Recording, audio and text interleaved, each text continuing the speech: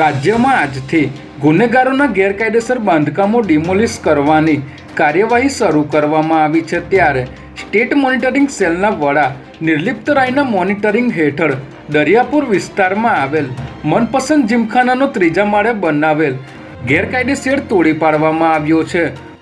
અમદાવાદના કુખ્યાત ગોવિંદ પટેલના મનપસંદ જીમખાનામાં ત્રીજા માળે શેડ બનાવી આખો રૂમ ઊભો કરવામાં આવ્યો હતો। ત્યારે ચુસ્ત પોલીસ બંદોબસ્ત વચ્ચે આ બાંધકામને તોડી પડાયું હતું। જ્યારે સરદારનગર વિસ્તારમાં પણ લિસ્ટેડ બુટલેગરની બેનામી મિલકતો આજે તોડી પાડવામાં આવી છે।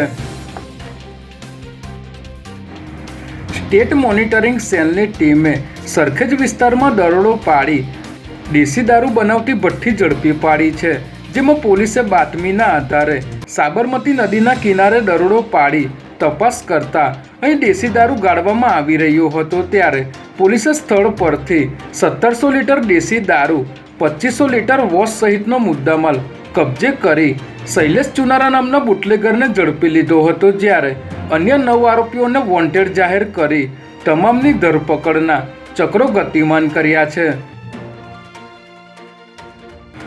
અમદાવાદના કાલુપુર પોલીસ સ્ટેશન હદ વિસ્તારમાં હાલ દેશી વિદેશી દારૂ તેમજ સટ્ટા જેવા અસામાજિક વેપલાઓને છૂટો દોર મળી ગયો હોય તેવું જણાઈ રહ્યું છે।